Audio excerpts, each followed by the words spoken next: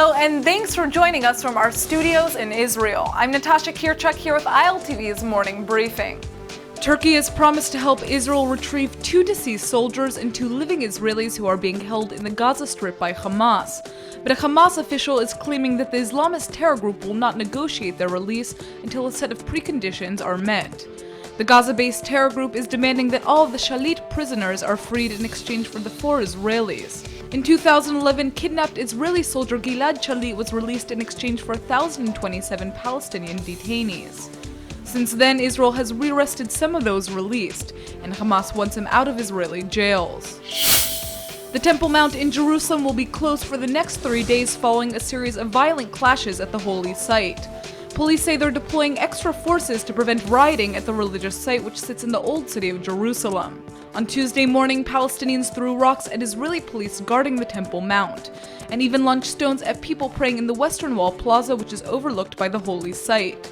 A 73-year-old woman was lightly injured and received medical treatment at the scene of the attack.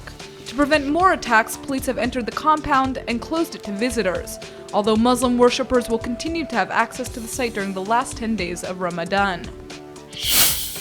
New Jersey has just passed a new law deterring corporate entities from participating in the BDS movement against Israel. The new legislation adds a northeastern state to a now long list of American states that have passed similar measures, including New York, Georgia, South Carolina, Illinois, and Colorado. The new law prohibits state agencies from investing in pension and annuity funds of companies that engage in political boycotts of Israel.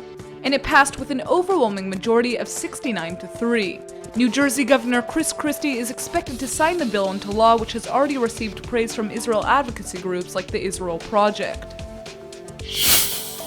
We have some good news for soon-to-be fathers living in the Holy Land.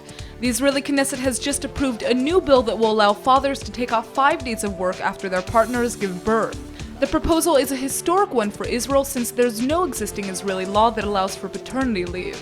While the legislation is positive for fathers' rights, there's a catch. The first 3 days of paternity leave are deducted from workers' annual vacation days, meaning if they have no vacation days left, they'll be permitted to take off without pay. The last 2 days will be considered sick leave. Since 1988, fathers have been allowed to take paternity leave only if it's instead of their wives. So despite the loopholes, the new law is making big strides for paternal rights. That's all for now. I'm Natasha Kirchuk, and see you later with our main daily broadcast from Israel at 2 p.m. Eastern Time.